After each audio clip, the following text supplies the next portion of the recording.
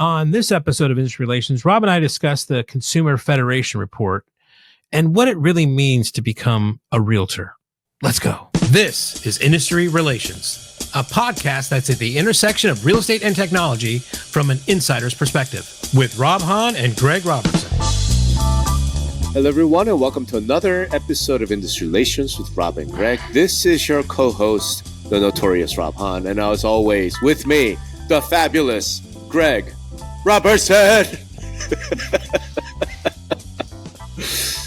You know, people who are just listening in their car did not see the amazing dancing and hand gestures. They didn't see any of that. It's an art. Rob. Yeah, Hola. I agree. How are you doing? Which is why, you know what, more people should come on our YouTube channel. What is it? Click like, subscribe, something. What is it?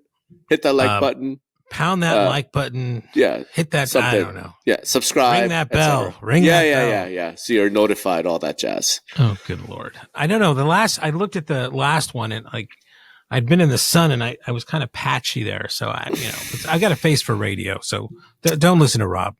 Face for radio, voice for print. But I can't win, damn it. That's right. But I think we're going to talk about something that we've been it's been on our minds for a few weeks, because this is now a little bit of old news. We just had other things that were breaking news and we kind of felt like we had to get to. I think we should talk about this report from the Consumer Federation about a topic that I don't know. I mean, it's like, I've been talking about it for a while, but basically, too many goddamn agents. I think literally the report is called Surfeit of Agents. Did you have to look it up? I thought, I'm going to let the guys know it's a typo, right? So I think it was like a survey of agent. I'm like, okay, somebody messed up. Yeah. And I'm like, well, maybe. And it's like, it basically means a glut or That's right. Too many of something. That's right. But it's one of those 25-cent SAT words, Yeah. Because they could have just said too many agents, which they wanted to sound fancy. Yeah. Did you read the report? Yes. Okay, I read the report. I read the other two previous reports as well, because this is the third report that he did. Well, this is, I mean, it's not going to be news to you and I, but I mean, it does harken back to that one talk that was it Alex Rumpel from Rumpel from A16Z. Horowitz, talked about they did a survey. They did a look at the data from the state of Washington, and the mode, that means the most repeating number of transactions that an agent did in the state of Washington was 0. Right. That's right. So that was kind of and it basically talking about what does this all mean. Everybody says, hey, you got to use an agent, trusted advisor. But in this report, it kind of came out that, less than half, 49% have done 0 transactions. That's right. Right. So Jesus, that's crazy. Right. Not only that, but if you go 0 to 5 sales in a given year, it's 86%, 90%. In other words, if you go 0 to 1 sale. So I'm looking at the chart right here. Central Pennsylvania, 0 to 1 sale. Berkshire Hathaway, 55%. Coldwell Banker, 36%. Ginormous numbers. If you go from 0 to 5 sales, which is not a living wage in a lot of these markets. In Orange County, it might be. In Orange County, but I know. In Central Pennsylvania and Orlando, I don't think 5 sales is a living wage, right? Right. We're looking at 83%, 70%, 75%. Now, this is something we've known, right? I mean, this is not some, oh my gosh, shocking report, right? For those of us in the industry, we've been talking about this forever. It's just, I don't know. I mean, I guess we got to talk about it because somebody outside the industry took the effort and went and dug up the data and put together a report, right? Yeah. I mean, it goes back to I just wish, and maybe an MLS out there will do this with me as a kind of consulting project of when, for instance, just my experience of building a SaaS company, right? So, there's certain SaaS numbers or metrics. And I think most of the private equity and other firms out there know there's probably a higher rate of churn in real estate because it's a very aspirational business. It's very easy to get into than you would normally have the stats you would have for a typical SaaS company, right? And it's like, it's weird because it's B2B, but it's kind of B to C to B because they're agents and they're, you know, it's a weird industry. Yeah. But, you know, what we had to do is, based upon like some industry, accepted calculations, come up with what our churn rate is, right? And what, you know, our revenue retention rate was and things like that.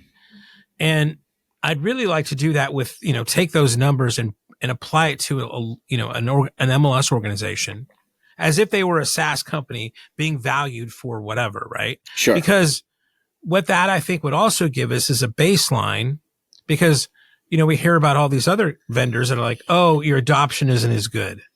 Well, hey man, if half your agents, if you extrapolate on, are not doing any business and we've got, you know, a 10% adoption rate, well, you know, 10% of half of the, like if it's 100 agents of 50, you know, it's significantly, well, that's a pretty good adoption rate if you're looking at the agents that are actually doing business. Sure. So there's just a level set some things out there to like manage expectations on that. Or it could be, you know, used to say, maybe we're not going to do a lot of site licenses anymore, right? I don't know what the answer is, but I mean, give us a level set from some of the larger MLSs to understand what the churn rate is of that, right? So how are they going to expect you to get 90% when, you know, 40% are leaving every year if that was the stat, right?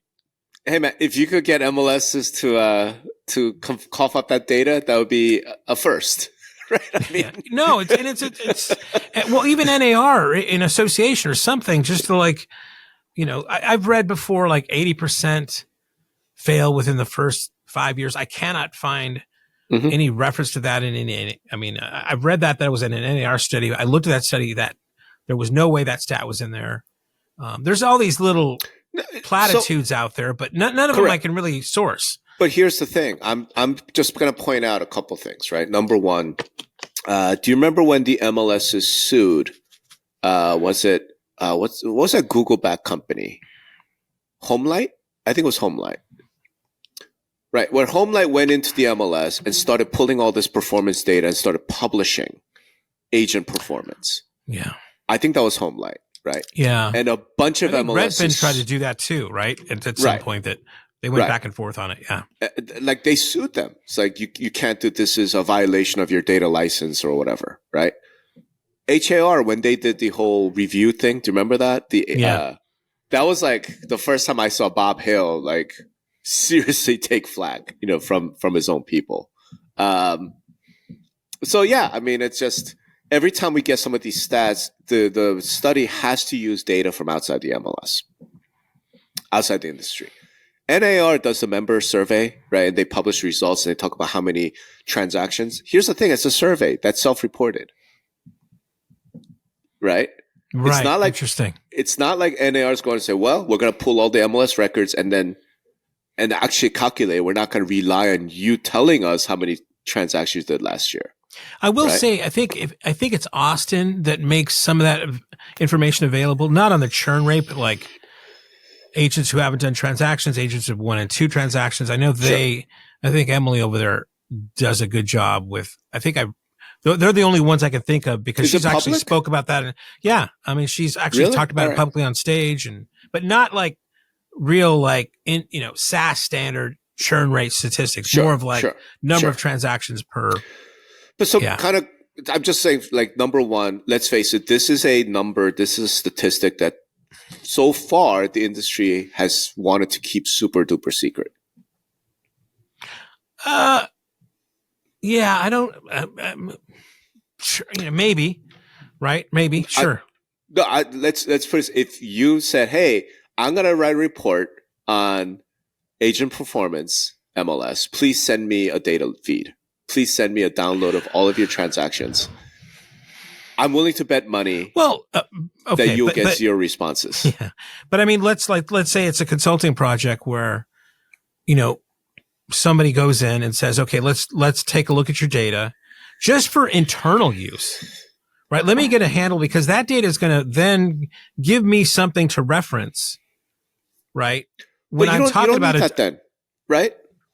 Here's the thing. Like if you go into a broker dashboard, some of these like a Teradatum or some of those products that brokers use to recruit agents, right?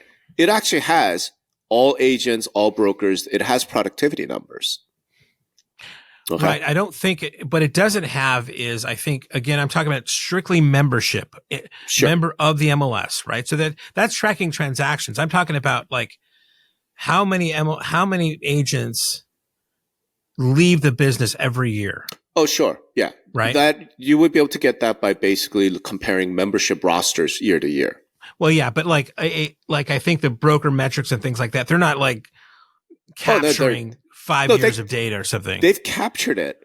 They don't report on it well, which is a different thing, right? In other words, that's the problem of the software. And again, I'm curious as a vendor to know this, but I mean, I'm just thinking if I'm, I've run SaaS software companies before, right? So these are data points you want to have. Completely. I got to believe that the CEO of, some larger MLSs or any MLS would want to know what their churn rate is, what their revenue retention. I bet they know. I mean, do you think they know? Because I bet they know. When I hear them, harp about adoption, if there are this kind of numbers here and what, that we just talked about, I'm not sure they really know those numbers. I will bet you that they know. In fact, I know at least some of my clients I've worked with in the past, they know, right? Here's the bizarre thing. The crazy thing is the people who leave aren't necessarily this 49%. So this is one of the things I've talked about in the past, right? Which is the idea that when the market goes south, when the market turns soft, we're going to get rid of all these part-timers and do you know what I mean? Well, this report says they're all part-timers, basically. Well, this report says they're almost all part-timers. It's hugely dominated. But that's one of the notions that people talked about, right? So when the real estate crash was happening and 30% of agents left and, there was a dip in membership numbers, like right around 2008, around that time frame, like a lot of MLSs saw a 30% drop in membership, right? And in the industry, there was this meme that was going around saying, well, this is good because this terrible market means that we're getting rid of all these, part-timers, soccer moms and part-timers and whatever, right? But actually, if you looked at the data, that's not what was happening, right? You weren't losing them from the people who are doing 0 to 1 transactions. You're losing them from people who are doing like 5 to 8 transactions. Right, because the one that were actually using it as a revenue generator, right? Like they were relied actually on that income. Correct. They actually relied on it. They were actually trying to be full-time professionals. They couldn't make it, so they quit, and then they got a job doing something else. Right. The 0 to 1%, they maintain everything. Because if you think about it, if you just do the math, okay, like between realtor dues and MLS dues, so what are we looking at? We're looking at maybe 1,000 to 1,500 a year, something like that, right? And if you are like, you're sort of stereotypical, right? The stay-at-home mom, who's just like a real estate on the side, so that she could sell a house once in a while to somebody on her soccer team. If that person is not, they're not counting on real estate as for income, right? And it gives them like a level of, I don't know how to put it, like status. Like, what do you do? Oh, I'm a real estate agent. Right. Yeah. Do you know what I mean? Yeah. Like, dude, here's how fucked up this is. I mean, there's actually a meme about that where it's like, I think it's a picture of like, Taylor Swift, like, just kind of looking over a glass, taking a sip, right? Where it says and the caption is when somebody says something like, well, if all else fails, I'll just get my real estate license, right? Right. No, I mean, but it exists because there's some truth to that, right? Yeah. Like there's some truth to it, which is, and I remember, this is my previous wife. We talked about this. So back when I was like in my early 30s, she talked about how much pressure it is as a professional woman. You go to a party, you go to whatever, and the question is like, what do you do? And there's this pressure for her to not be like, oh, I'm a stay-at-home mom. Right. Oh, like, right on. Right on. So there's some of that, right? So real estate ends up being like a nice career for that. And I was saying, what I was thinking about the fucked up thing is I'm rewatching Friday Night Lights, the series. And there's a scene where one of the characters is married to like this very wealthy guy who moves into town and whatever. And you know what? Real estate agent. So she's the one who goes to the coach's wife. Is like, hey, I know about this house that's coming on the market. It's a foreclosure. You should. And I'm like, okay. In any event, my point being, I mean, didn't I read something like one of the origins of stories of real estate agents was they were doctors' wives or something? Yeah, I gotta pull that up. You know, what occurred to me as you're talking too is that, you know, with all this stuff, if we bring into the fact of like, you know, who's engaged here, right? I mean, if it is so many people are just, this is just a thing they can say at a party, or, you know, they had one deal they could do and they said, what the hell, I'll get it, just kept it. I mean, this also speaks to the problem of like, nobody's reading this shit from NAR because they're not really, of course not, in the business, right? So it's like, not. You know, right. It's almost like you can't, do you blame NAR because that people are not, you know, getting their messages because they're not enticing enough, or is it just is it really the simplest answer, which is like they're not engaged in this. This is just something they keep going and they don't worry about much, right? Should I pull up my presentation for 2016, the CMLS presentation where I talked about this? Wait, hold on. Yeah. But before I move on, I do want to point something out, right? Because I feel like whenever we get into this conversation about part-timers, it automatically falls on like suburban white women. Like, no. Like, that's not the only ones. So the other TV show where I saw this 100% is The Wire, right? Where one of the cops, right, was a part-time realtor and would like pass around his cards. Sunny, my wife, drivers. Right. No, my wife Sunny, two of her agents out of her office in the Seattle area were with two full-time cops. Right.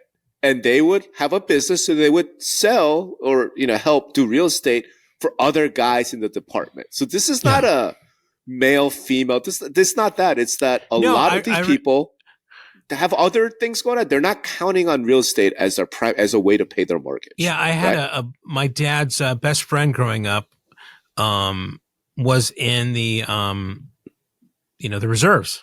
Yeah. And he was an agent. Yep. Right. And, you know, he sold all the houses of all his buddies in the reserves, right? And he sold cars also. But I mean, it's just it's just a thing like, hey, I've got a network of people that, you know, trust me, like me, whatever. Yeah. Yeah. You know, I can sell them cars and houses, right? So why not? Why not? I mean, it makes sense. You know, it does make sense. A lot of different levels. Yeah. The issue then becomes, is this good or is this bad? And I'm going to relate this to, because I've been working on this series. It's fucking phenomenal.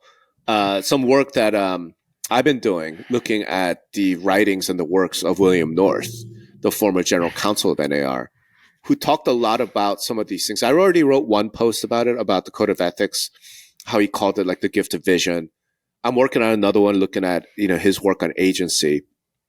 And he actually pointed this out, man, back in like 1986, you know, 1993, that what is sort of weird about residential real estate compared to specifically commercial real estate, right? You don't find part-timers in commercial real estate. Oh, no. Yeah, it's a cutthroat business there, right? And now, what you find there is you find full-time real estate agents who do some commercial and some residential. You don't find cops doing commercial real estate. You don't find, you know, soccer moms doing commercial real estate, right? Whereas you do find it in residential. And William North, back in 1993, was talking about this, right? And how this has led to some of the pressures on the industry. Now, here's the thing, like, okay, who do we blame? If not NAR? Well, every state has their own licensing. Agreed. Yes. Yeah, okay, agreed. So but that's not controlled by NAR. Correct. But realtor status is. Well, I think this harkens back to a conversation we had a long, long time ago. And like, you could say it's brokers.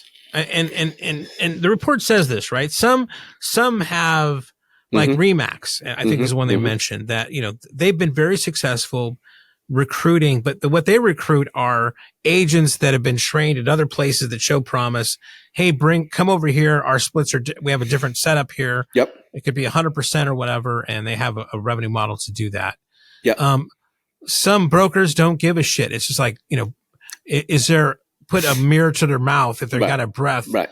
That's it. And they stopped doing training and everything else and just said, I think the analogy was throw them in the pool and see who doesn't drown. Right. Right. Because they know, it's worth it because they're going to get 1 or 2 deals from that person, from a friend and family. And then for whatever reason, I guess that makes their number that quarter or whatever. And then if the guy stays on and brings more, it's just a bonus. So maybe you have to blame the brokers here, right? That they're not. Sure. But the broker's only doing what's best for business. Right. Yeah. But in long term, is this best for business? I mean, or is this? No, agreed. In the long term, maybe it's terrible for business. My thing is this. The broker's mission statement has never been, right, professionalism and advocating for homeownership. A broker's mission statement is make money. There's only one institution in our industry whose mission statement is professionalism. Only one. So who else am I going to blame? Who else can we blame? Who else should we blame? And this is kind of look at it. What NAR's excuse, every time Raise the Bar comes up, what the realtor excuse is, well, we should be lobbying the state. I'm like, how about, because that just kicks the can down to, it's about the legislators and, it's way too easy to get a real estate license. How about you just make it where if you're not full-time, you can't be a realtor? Why can't you do that? And I have not yet gotten a satisfactory answer to that, right? Sure, license, that's between you and the state. You want to be a realtor? You got to be full-time. Would you say the same thing about an attorney? Sure. Where the attorney's a little unless different. you're a waitress for full time, you can't be a waitress. I mean, unless you're you wash cars full time, you can't be a car washer. I mean, I don't know. Hold on. Is there a car washing trade association? I'm sure there is. And is there mission professionalism in car washing?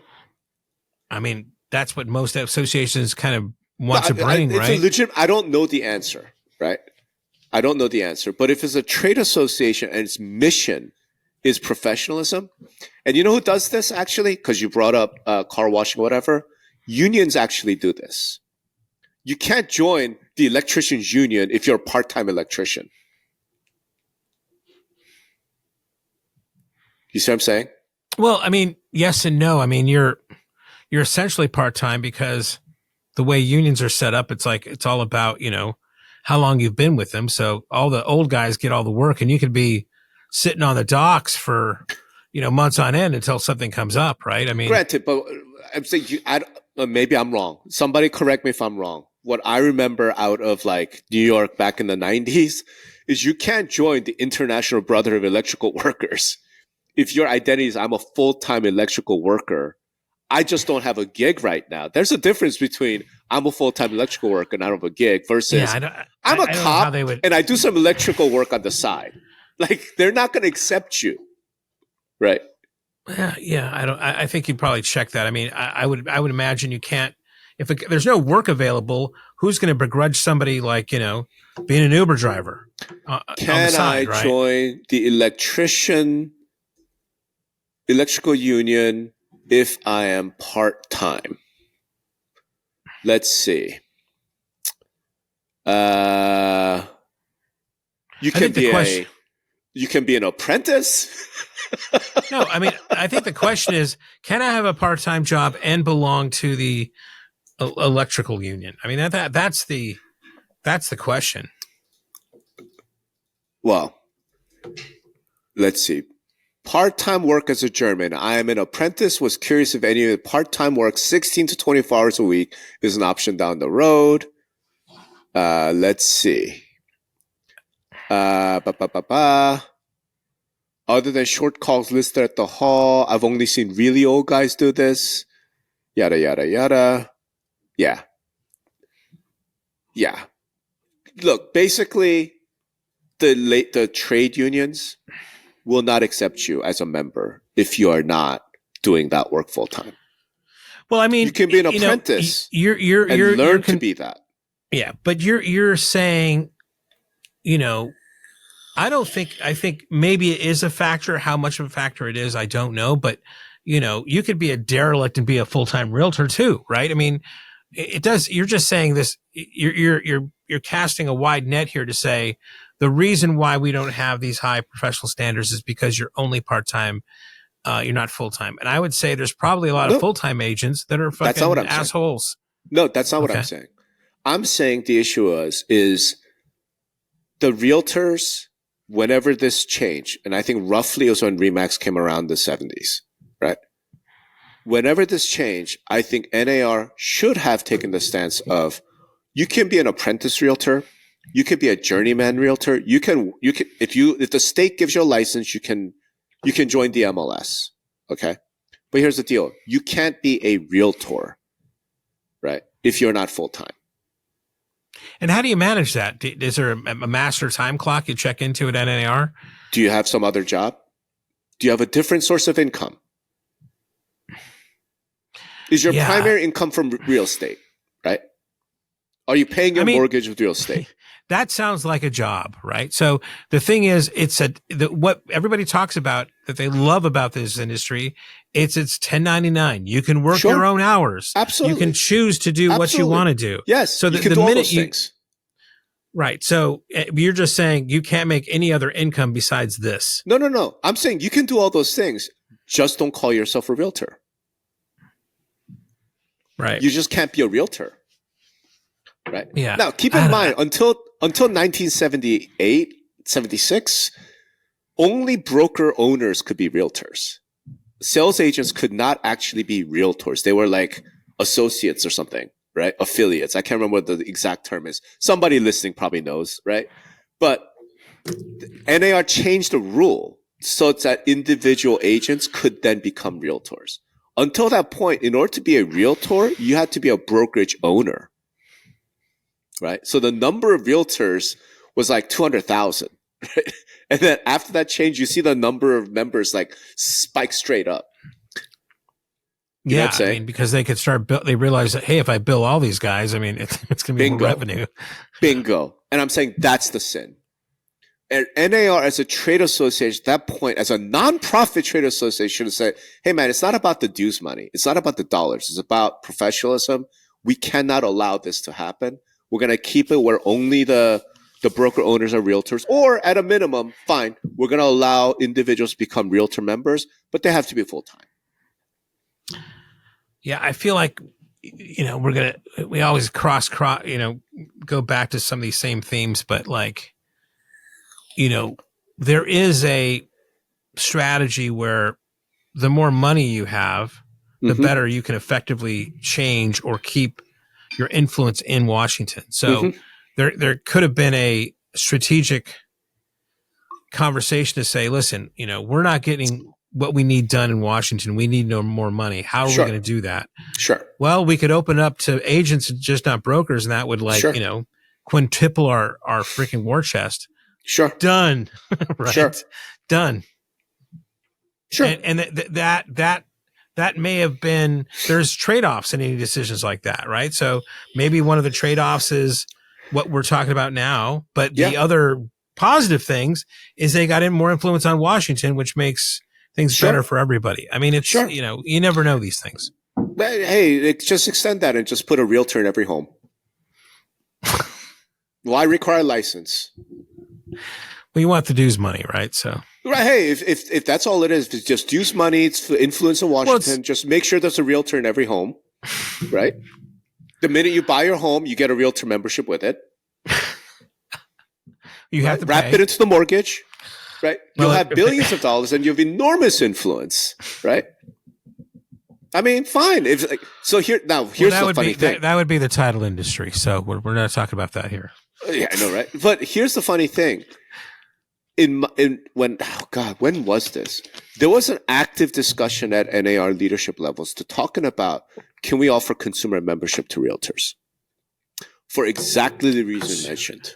Consumer membership to realtors? Right. That somehow allow consumers to become realtors. Oh, realtor membership to consumers. Okay. Yeah. Right. Okay. So that if for the exact reason you mentioned, it gives us a lot more money and it gives us a lot more power and influence in Washington, D.C.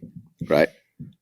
I don't think that ever passed, but I do know there are a number of locals who do sort of homeowner alliance type outreach, right?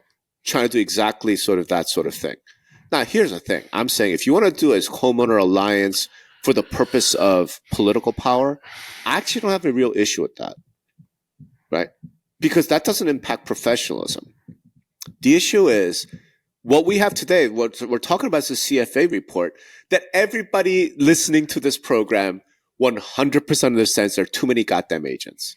Everybody understands that there are a lot of people running around there who don't know a motherfucking thing about, they don't know shit. Like, how they pass the license exam? Like, we know that they're incompetent morons out there. Everyone listening to me right now has probably dealt with an incompetent moron on the other side. They know there are too many part-timers. They know. Everyone knows. You might even be listening to a couple of morons right now. You might never know. Except that I've never tried this. I've never claimed to be a realtor. I never sold real estate. I mean, like, so the issue is, okay, that's an impact on professionalism, right? And if you trace it back, like, how do we get to this point? And everybody wants to point their finger everywhere else. I'm like, yeah, but there's only one institution in the industry whose mission was professionalism.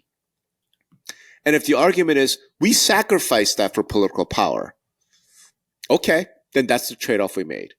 So we're going to have 49% of realtors have zero transactions. We're going to have this too many agents, and you know what? Here's the thing: it's going to hurt the full-timers, right?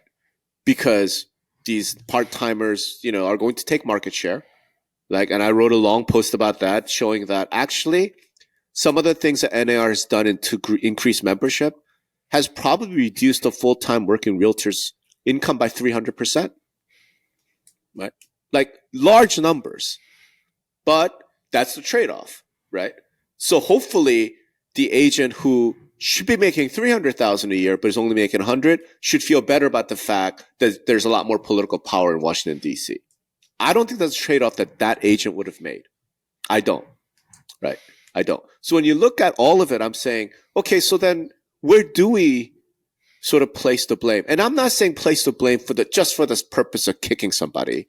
I'm saying place the blame so we know what we need to fix down the road. And I'm placing it firmly in, you should, like, when NAR made some of the decisions it did, that was the mistake. Where we need to go to is, you don't have to join NAR. You don't have to be a realtor. Your license, have at it. You want a part-time, have at it. You just don't get to call yourself a realtor. We're not going to accept you for membership as a realtor. But if a part-timer, those people pass a test, to become, can you go through some process to, even if you're not full-time, still be able to get that moniker? Why would you want to? Like, think about it. If you are a realtor. I think there's people that are capable of, like, I'm not full-time doing this, but I definitely, I will spend it. I mean, I can do two things at once. I can do, I got Elon Musk that's he's the CEO of like 9 companies or some shit, right? Sure. I mean, but my point is, if I'm a full-time working realtor, right? And I'm not, but if I'm a full-time working realtor, why would I want to let somebody who's part-time is actually a cop join my club? Why would I want, like, that doesn't make any sense. You would want more competent people out there. No, what I mean is, like, look, of course, I would open a path for that guy to become a realtor, right? It's simple, man. Here's all the class you have to take. Here's all the code of ethics things you have to abide by. And by the way, you have to be full-time, right? Now, until you become full-time, I'm willing to take you on as an apprentice. I'd be okay with that, right? That's what electricians do. That's what some of those other, industries do. But yeah, I just think you're just taking away. Well, I mean, you're making a subclass, right? So, I mean, I'm not sure that's going to solve the problem of, it's like the arguments being made now, like, the way that the the plaintiffs were putting it was, you have to be a member of NAR to even call yourself a realtor, right? That's right. That's, that vibe. But what that also means is that, but then there was a lot of people, like, and I think even you on there. So what? Who cares if you're not a realtor? Right. Right. So, I mean, right. if the value is gone away or going away, which it is, right, then, who cares if they're a realtor or not? Nobody, except for the consumer. Right. If you're the home seller and your realtor but the was consumer, a part-timer, as we talked about, but the consumer is going to realtors like Kleenex. It's like skill saw. They're never going to be able to understand they're always going to think of them as realtors. So why? But my point is, if I'm a consumer and I want a master electrician, I go and say, are you a master electrician with the International Brotherhood of Electrical Workers? Oh, you are? Okay. That lets me trust that you know what the hell you're doing. Right? If I just go hire some guy off of Craigslist and he fucks up my house and burns my house down, that's my fault. Right? If I hired a master electrician and does that, that's his fault. Right? That's the IBEW's fault. And I have some recourse as a consumer. I know that for a fact. For like, hey man, you fucked up my house electrical wiring. Your liability insurance, your union liability insurance, all that's going to kick in, right? We don't have that in real estate. We're going to get it though. And that's what I'm saying. This is a hopeful sign, right? Once we delink the MLS from the association from realtor status, every Tom, Dick, and Harry, part-timer, whatever, can be in business, right? But you know what? Only about, 10%, 15% of the people who buy and sell real estate are going to have this realtor thing going on. And here's what I know then, right? Again, we're talking about new future. Uh-huh. What I know then is that person with the realtor title is full-time, has gone through an apprenticeship, and does a minimum of 25 transactions a year, right? And does 100 hours of continuing ed, whatever the requirements are, right? And I say, you know what? I own a one-bedroom condo in a high-rise, no big fucking deal. I don't need a realtor for that, right? This is a simple, whatever deal, right? Versus my father just passed away and left me 300 acres with mineral rights and 2 cabins and a main house. This is a real complicated deal. I'm going to hire a master realtor. I think that's the future, man. And so, I don't think that's a bad thing for anybody listening to my voice right now. So, just to kind of circle back and tie into something you said at the beginning, isn't that the consumerization of real estate? Is that of MLS? Well, we were talking about before where there was a bid out there or a talk about coming up with like letting regular consumers become realtors, right? Mm-hmm. Now, what the reason I think, you want to become a realtor really right now is MLS access, right? That's Correct. what everybody talks about. Correct. If you decouple that and you say, you don't have to be a member of this, well, now that is opening it up to basically consumers joining the MLS. Right. What's wrong with that?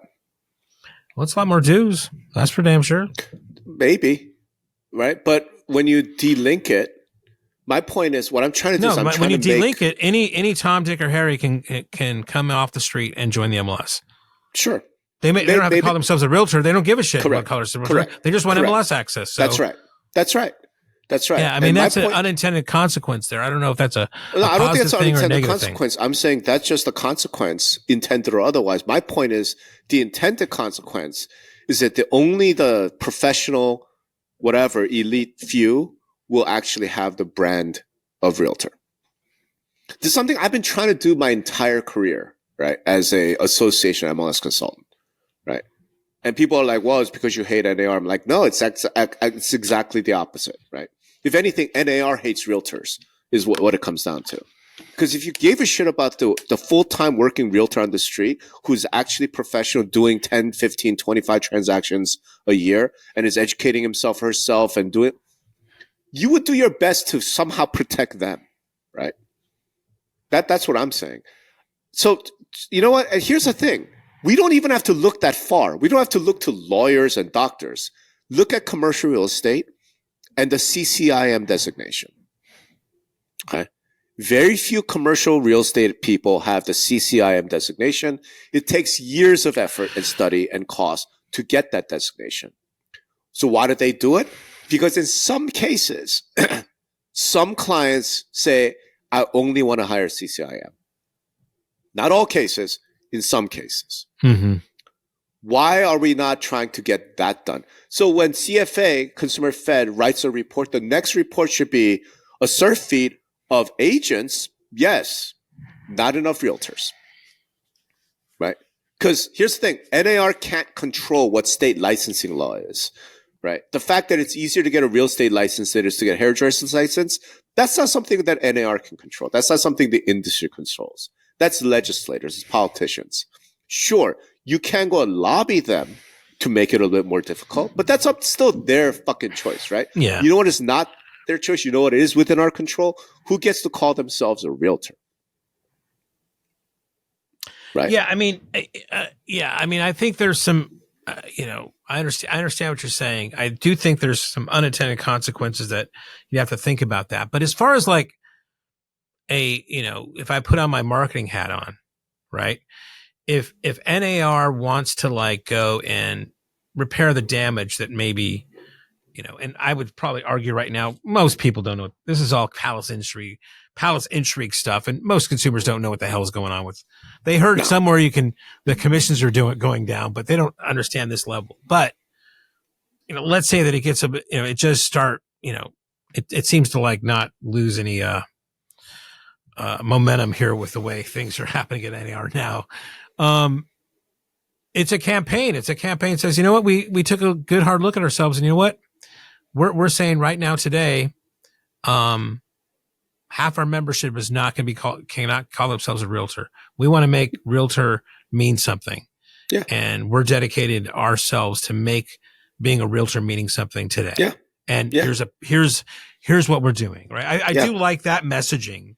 I just don't know of the unintended consequences of MLS access and what for consumers and what that means and everything else. But, there's something there for sure. Sure. Those can be figured out. It's not even that unintended. And since I've been spending my entire career thinking about this, I have a whole lot of thoughts around how that could be affected.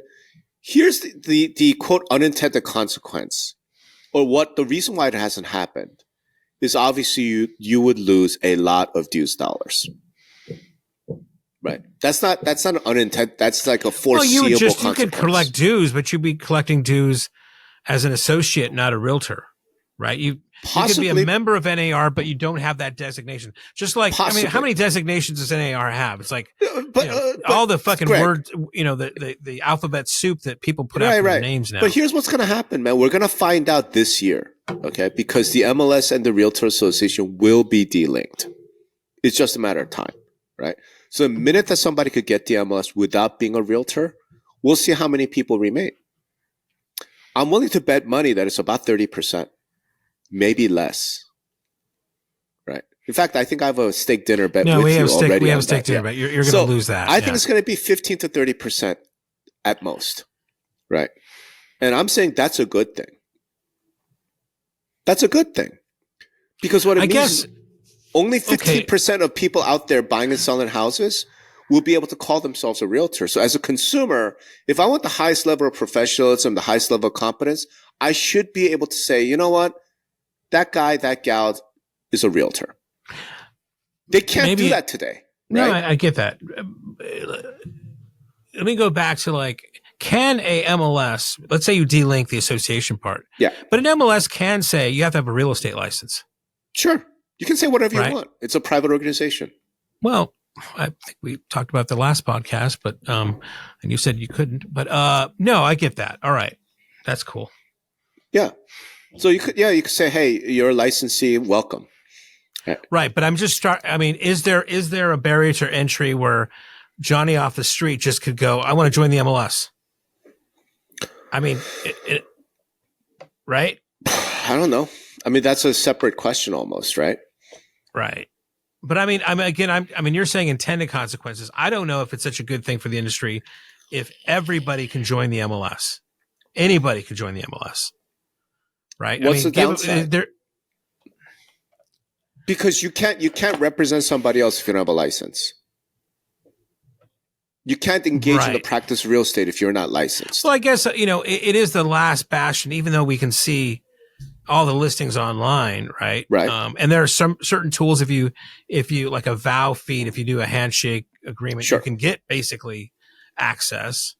But and maybe it's a moot point because, real estate is such a fucking, it's a passionate 3 months, and then who cares?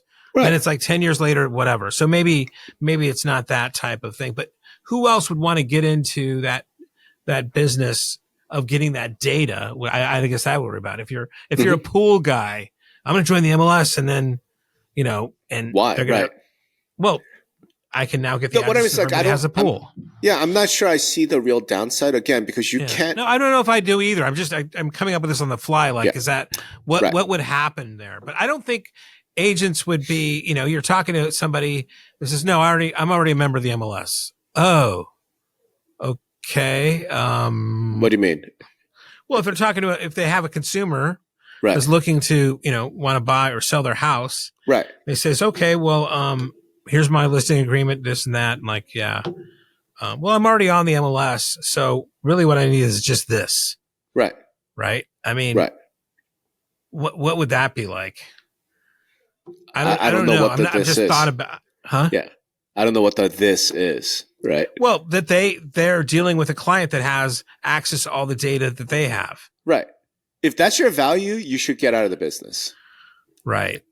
If your value as a real estate agent is that I have access to the MLS, you should find something else to do. Right. You'd be like, oh, great. You already have access to all the data. So I don't have to waste my time on that. Let me tell you how I'm going to do to market your home, or let me tell you what I'm going to do to help you negotiate. Let me tell you what I'm going to do in terms of service to you. Like, I guess you're not really even sticking around. Yeah. You're not really a participant either. Right. Yeah, I mean, that would be a thought process to me. Was just like, forgetting all this other stuff is like, okay, what is preventing us from offering anybody off the street access to become a member of an MLS? What's the pluses and minuses of that? Well, now it is, but I mean, we're talking about a world where you're saying that's going to be decoupled, right? So then we have to think of the consequences of, okay, well, that means that anybody can join the MLS, like. So, okay. Yeah. No, we're saying anybody says, okay. So what does that mean? I think there are two things that prevent it. One is legitimate and the other one is not. Okay. The one that is not legitimate, which is the dominant one, is agents just think it means that they're going to lose business. Right. No, there's like FSBO. Yeah. Right. I don't think that's legitimate, because that's not a reason for anyone to hire you. Just to get their listing to the MLS. And there are plenty of companies now, $300, I'll get your listing to the MLS, right? I'm with you. Okay. The legitimate reason, though, is some of the information that's in the MLS is around security, like showing instructions, gate codes. That shit is not, like, now granted, one of the things I point out is, okay, but if you belong to a big MLS with, the loose rules and shit, like, 35,000 people have my gate code now, right? Like, right. But is that? But at least, hold on. At a minimum, though, those 35,000 people are licensed. We know who. You know what I mean? So maybe there's some, something around that. That is a legitimate reason, though, to be like, hey, just any Tom, Dick, or Harry cannot get access to this, right? Yeah, I'm curious. In Thompson States, what happens now? What do you mean, Thompson States? Why would? Well, is it Thompson States? You still have to be licensed, right? So it's a license, which really is the bar. Okay. Right. Well, see, I mean, I could see that then. Right. Okay. Right. Yeah. That's what I was going to. So consumer access to the MLS, like I said, the not legitimate reason is because somehow this is going to affect my ability to go get a client. The legitimate one is there's some of this data is not intended for public use. We do have to protect our client's identity. We do have to protect, children are home from 2 to 4. Like we can't just like, it's like, that's not public data, right? Right. So I do think that part is legitimate. And I'm not sure that there's a way around that without the whole license piece or some other protection. Yeah, it's got to be a license. Kind. It's a license, I think, is probably. I'm not sure if license is enough, though, right? Given how easy it is to get a license, right? I'm not sure if that's okay. So now you're in a headspace with me, right? So right. I'm just saying, like, that's a conversation when you're talking about. Yeah. If it's disconnected, okay, what does that world look like, right? And like, is it licensed enough? Is this enough? Right. What's stopping that? I mean, right. Yeah, that's a different conversation. I think it'd be phenomenal to have. It's like, look. There's some private information around the sale of a property. How do we protect that? Well, it could be different access. Right? I mean, that could be controlled by the password. Maybe. Right? That the showing instructions or private agent remarks are not on that. Maybe. And there's maybe a technological solution, but I think conceptual what we're saying is, look, we're granting access to this information to members of the MLS because at a minimum, they're licensed by the state. And there's some level of background checks or whatever. Do you know what I mean? Yeah. So we feel better about letting someone who's an MLS subscriber see the alarm codes to a house, right? Yeah, but I mean, again, yeah. And now I'm going on your side. It's like, if you could control some of that data not being shown. Right. I mean, this is a whole new business model. Yeah. That could be, enacted by multiple listing service organizations, right? Of like a consumer. Now the members going for the first thing, like I said, the illegitimate reason still, the force is strong in that, right? Force is very strong, right? Yeah. Look, so you'd probably never get away with that, but it does open up some, Yeah, I can't think of a single MLS board that's going to be willing to. Hey, we're going to allow FSBOs. Like, you're not going to be a board member for long. Well, yeah, well, but if it goes in a direction that you've always talked about, where now MLS has become for profit, now now there's dividends, now there's everything else, and let's say that same board member goes and shows up pulls up a spreadsheet, right? It says maybe here's our revenue in 2023. Maybe. Without this, and then let's just say we get X percent and it's quadruple the revenue. Somebody's going to go, huh? Yeah, but I've done that, Greg. I try to privatize so many MLS, got so close so many times. It's not going to happen. It's not going to happen until we see the thunderstorm, until we see like volcanic eruptions in the industry, which is coming this year. Well, listen, this year. The ground's rumbling, man. The ground's rumbling. Yeah. Don't get me wrong. I'm not saying like maybe by November, like second half of this year, we might see some of that shit. I'm just like, I know to like, as of right now, as we're recording this, that'll never fly. And there's not an MLS executive. There's not a board member who's going to go, hey, what we should do? We should allow consumer access. It's never going to happen. Yeah. What I can say though is, because that gets us away from this, this Consumer Fed report does point out there are too many goddamn agents. Yep. This is true. Okay. This is not something we as an industry can actually control.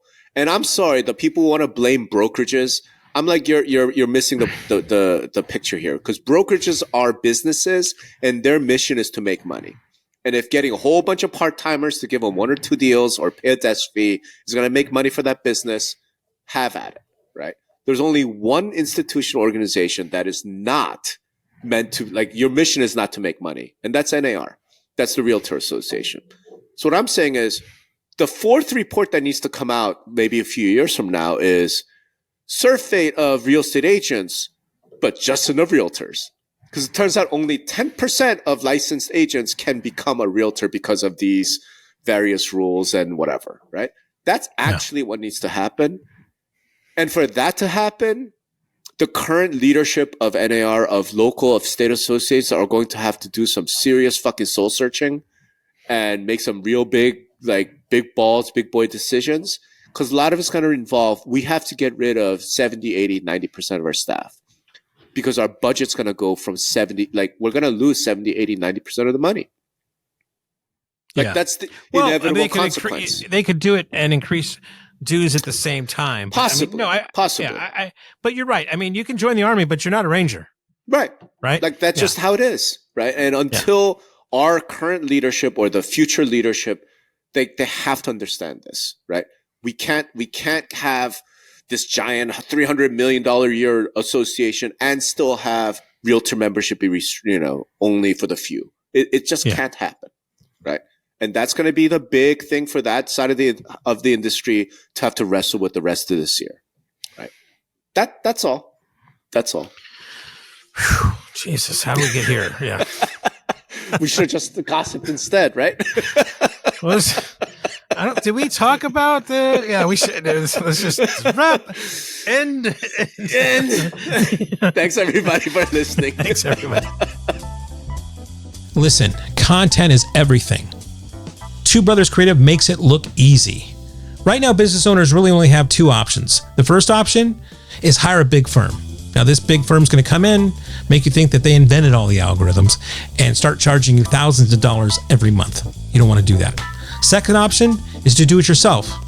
Well, that means you got to learn SEO, SEM, copywriting, marketing techniques on the web. You should be really focusing on your own product. But now there's a third option. It's called Content in a Box. Give Two Brothers Creative 30 minutes a week and they'll handle everything. Plus, they'll show you how to bring it in-house later on. They'll rebuild your marketing foundation and give you tools and techniques and a new marketing playbook that'll actually produce real results and help you grow your business. Two Brothers Creative will give you the confidence and know-how to tell the SEOs and SEMs and all those other acronyms to get fucked. You're in control now. Get started today at thecontentbox.com.